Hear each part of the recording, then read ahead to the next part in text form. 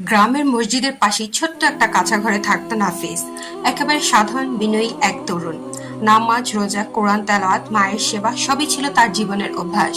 গ্রামের মানুষ বলতো নাফিস যেন যুগের শেষে জন্ম নেওয়া একজন সৎ যুবক।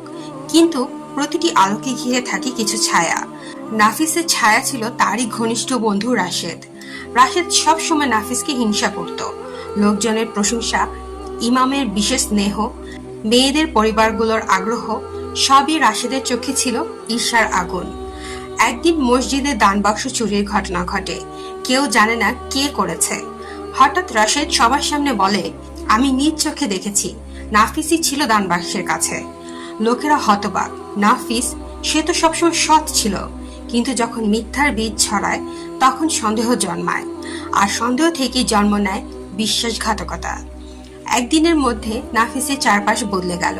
মসজিদের দরজা বন্ধ, বাজারের মানুষ মুখ ফিরিয়ে নেয়, এমনকি কিছু আত্মীয়ও বলল, যা হওয়ার ছিল সে তো একদিন হবেই। নাফিস ভেঙে পড়ল।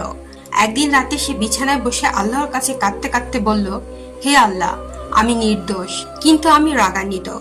আমি প্রতিশোধ নিতে চাই। আমি আর কাউকে বিশ্বাস করি না। তার চোখের পানি ইমানের আগুন নিভিয়ে ফেলছিল। ধীরে ধীরে সে নামাজ থেকে দূরে চলে গেল। কোরআন ছুঁত না আর। তার মন ভরে গেল রাগ, হিংসা আর অভিশাপে। কিন্তু আল্লাহ কখনো তার বান্দাকে ভুলে যান না। একদিন গ্রামেরই এক বৃদ্ধ, যিনি নাফিসকে ছোট থেকে চিনতেন, তার দরজায় এলেন। কাপা কণ্ঠে বললেন, বাবা, রাগ করো না, হিংসা করো না, আল্লাহ সব দেখেন। কোরআনে বলা হয়েছে, যারা রাগ সংবরণ করে এবং মানুষকে ক্ষমা করে দেয়, আল্লাহ তাদের ভালোবাসেন।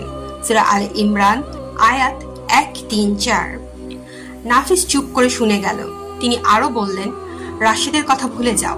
তুমি যদি আজ রাগকে জয় করো, হিংসাকে চাপা দাও আর সত্য পথে ফিরে আসো, আল্লাহ তোমাকে এমন ভাবে ফেরাবেন যা তুমি কল্পনাও করতে পারো না। সে রাতে বহুদিন পর নাফিস সিজদায় পড়ে কাঁদল। হে আল্লাহ, আমি ক্ষমা চাই, আমি ফিরে আসতে চাই। আমাকে ক্ষমা করো রাগ, হিংসা ও মিথ্যার অন্ধকার থেকে। দিন যায়। একদিন রাশেদ নিজেই লোকজনের সামনে স্বীকার করে নেয়, আমি মিথ্যা বলেছিলাম, নাফিস নির্দোষ। গ্রামের লোকেরা আবার নাফিসকে ভালোবাসতে শুরু করলো। কিন্তু নাফিস তখন বদলে গেছে। সে চুপচাপ, ধীর স্থির আর আগের চেয়ে অনেক বেশি মজবুত, ইমানদার।